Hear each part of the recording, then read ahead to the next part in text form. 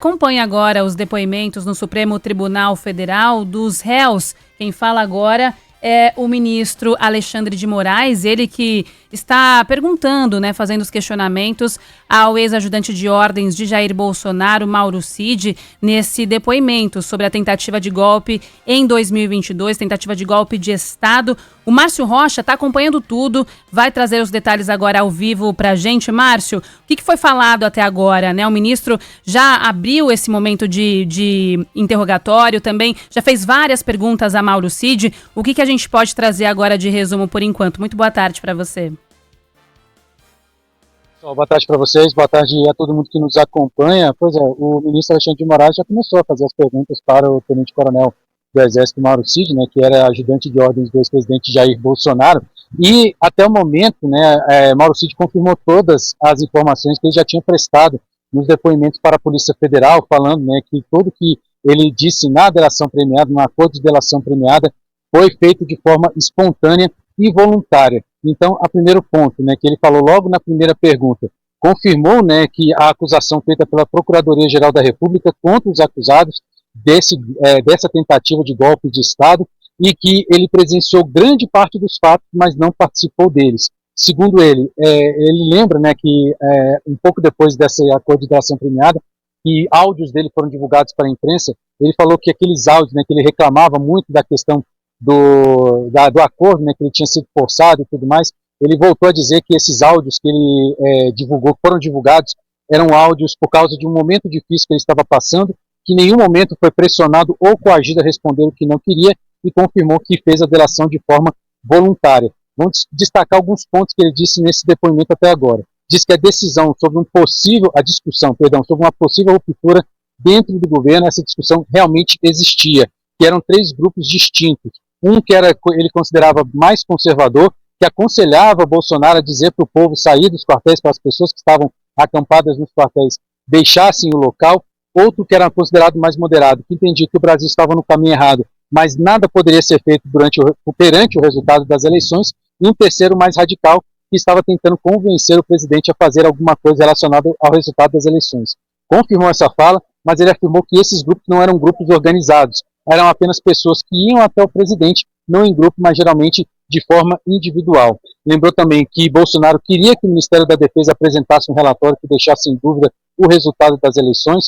Confirmou que o plano para a prisão de várias autoridades, ele citou ministros do Supremo e o presidente do Senado, na época era Rodrigo Pacheco, presidente do Senado, além da criação de uma comissão eleitoral que conduziria uma nova eleição, mesmo com a eleição sendo realizada em outubro de 2022. Confirmou também que Jair Bolsonaro leu e fez modificações no texto que ficou conhecido como a Minuta Golpista, que era para decretar um estado de defesa dentro do Tribunal Superior Eleitoral. Houve mais de uma reunião em que ficou acertado que os comandantes das Forças Armadas seriam chamados para apresentar esse documento, fosse apresentado para os comandantes das Forças Armadas, e que esse encontro foi na biblioteca do Palácio da Alvorada. Presenciou várias reuniões de Bolsonaro, não com todos os 3 comandantes das Forças Armadas, mas individualmente com cada um.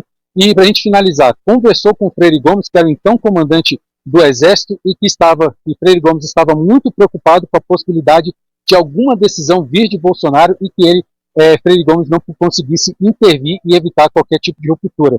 Diz que passava na casa do general para conversar sobre o que acontecia dentro do Palácio da Alvorada, e que Freire Gomes falou para ele que Batista Júnior, que era o comandante, o brigadeiro Batista Júnior, que era o comandante da aeronáutica, não queria ouvir nada sobre a questão de rupturas, mas confirmou que Almir Garnier, que também vai ser ouvido aqui em algum momento nesse dia, que alguém confirmasse a fraude nas eleições, mas que ninguém conseguiu provar ou comprovar alguma fraude relacionada a essas eleições, por isso que ele ficou recluso, e que a única pessoa que tinha contato com Bolsonaro era o general Walter Braga Neto, para contar o que estava acontecendo. E aí a gente lembra que Mauro Cid, por ser o delator desse processo, ele é o primeiro a ser ouvido. Depois serão ouvidos as outras 7 pessoas que estão envolvidas nesse processo, e serão ouvidas em ordem alfabética. Então, o próximo a ser ouvido é o deputado federal Alexandre Ramagem, que na época era o comandante, era o diretor da Agência Brasileira de Inteligência. Ele será o próximo a ser ouvido. Dependendo do tamanho do depoimento de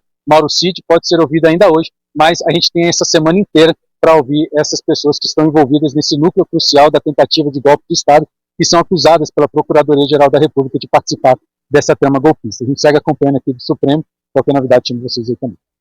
Obrigada, Márcio Rocha, pelas suas informações. Agora, quem ainda responde é Mauro Cid, ex-ajudante de ordens do governo Jair Bolsonaro. O ministro Alexandre de Moraes acaba de perguntar sobre a Operação Punhal Verde e Amarelo, também sobre a Operação Copa 2022. São codinomes ali usados durante essas operações, essas conversas de WhatsApp. E agora quem está respondendo é o Mauro Cid. A gente vai ouvir um trechinho dessa fala. Nem essa determinação. Agora, o senhor, no seu depoimento do dia 21 de novembro, diz que já tinha ciência do monitoramento antes, não determinado pelo presidente da República, mas que quem estaria realizando era o coronel Câmara. O senhor pode dizer sobre isso? Porque esse pedido, né, por várias vezes, o presidente recebia algumas informações que aliados políticos estariam se encontrando com adversários políticos. Então, foi comum, algumas vezes, no meio do mandato, a gente verificar se isso era verdade ou não. Só que não tinha nenhuma análise de inteligência. A gente, às vezes, perguntava para a Força Aérea, ou próprio via agenda do ministro, ou ligava para um secretário executivo para ver como é que estava essa mobilidade. Né? Então, por isso que não chamou muita atenção esse último pedido do presidente já no final do ano, porque seguiu o mesmo padrão. E como, naquele momento, toda a estrutura presidencial ela já estava, como é que eu vou dizer, desativada, né? Gabinetes, tudo, né? Então, quem a gente tinha o maior contato, que trabalhava um pouco com isso, era o coronel Câmara. Então, foi por isso que eu fui pedir para ele. E esse foi não o monitoramento pedido pelo presidente? Foram duas vezes, né?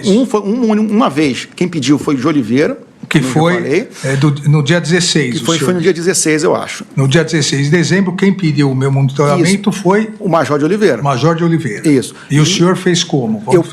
Eu perguntei para o coronel Câmara.